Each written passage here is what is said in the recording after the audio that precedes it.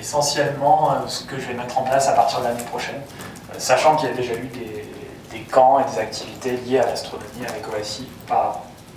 Donc le projet, je vous le présenterai en 9 points, que vous pouvez lire ici. Donc l'historique, qui sera un historique scientifique, les différents moyens, les actions et les projets proposés, la communication, les points forts, les potentiels de développement et l'avenir. Donc ce sera rapide. Donc l'historique des camps, je ne peux pas en faire personnellement, donc j'ai décidé de faire un historique scientifique.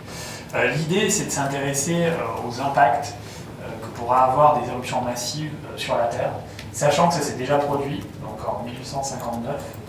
On enregistre les éruptions solaires à peu près depuis les années 1650. Et donc en 1859, il y a eu la plus grande éruption solaire connue qui a détruit une petite partie de la couche de zone stratosphérique et qui avait provoqué à l'époque des incendies de stations télégraphiques à cause des particules chargées provenant du Soleil. Donc de nos jours, si on avait une éruption d'une telle ampleur, on peut bien imaginer les conséquences. Donc on aurait plus de satellites de télécommunications, plus d'Internet, plus de moyens modernes, donc tout ce qui est smartphone, ordinateur, disparaîtrait, serait simplement grillé.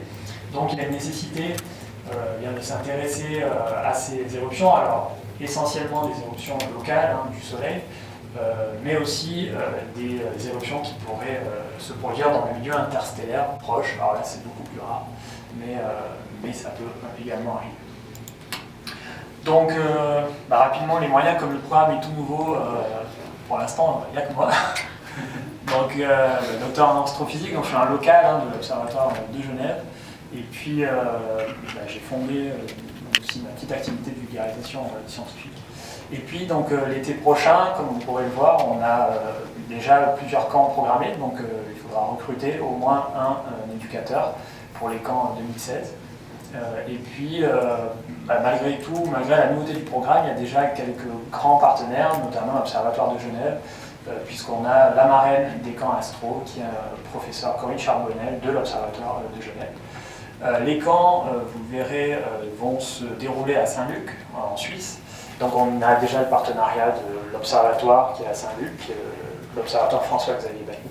Et puis, on est en train de mettre en place aussi un partenariat avec Swiss Space System, qui est une société d'aérospatiale suisse, puisque les liens entre l'aérospatiale et l'astronomie sont toujours assez étroits.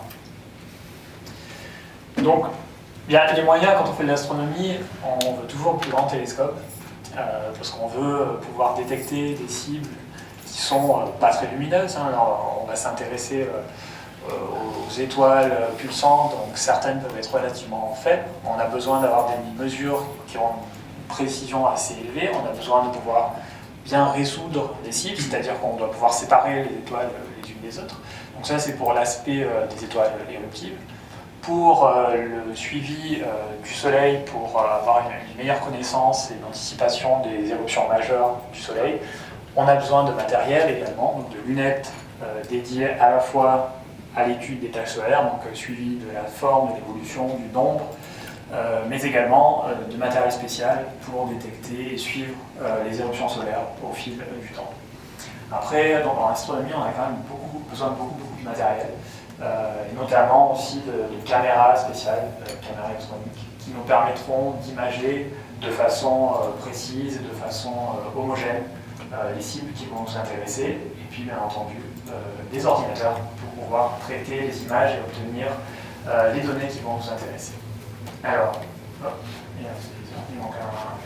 il manque le budget prévisionnel pour l'année prochaine, je ne sais pas pourquoi il n'est pas sorti.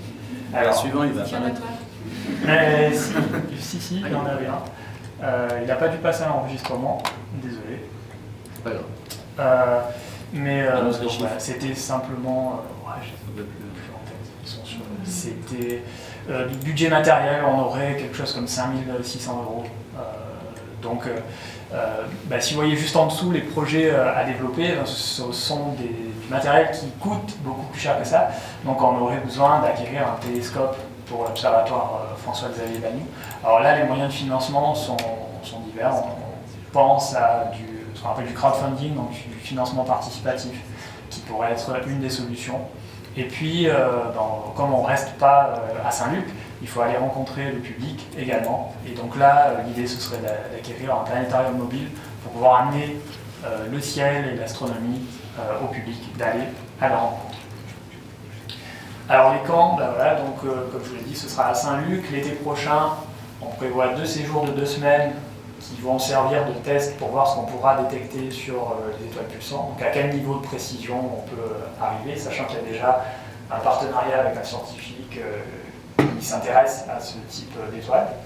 Puis on aura un séjour de 10 jours pour l'étude de l'activité solaire. Et en fin d'année prochaine, à nouveau, un séjour, probablement un séjour famille, puisqu'on l'a évoqué ce matin, il y a aussi des adultes qui sont intéressés par l'astronomie, donc ça pourrait être un premier pas vers les adultes. Si on a un planétarium mobile, forcément les découvertes vont être un point très intéressant. Et puis, alors, un dernier point où j'ai mis un point d'interrogation, puisque l'été prochain, il pourrait être question aussi qu'on accueille le camp de vacances de l'Agence spatiale européenne, l'ESA. Donc ça, croisons les doigts pour que ça se passe bien. On devrait avoir des réponses positives, je l'espère, bientôt.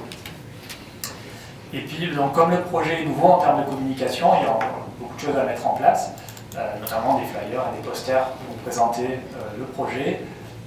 Bien entendu, on sera présent avec tous les autres programmes de recherche dans les manifestations et les salons qui ont pour thématique la nature.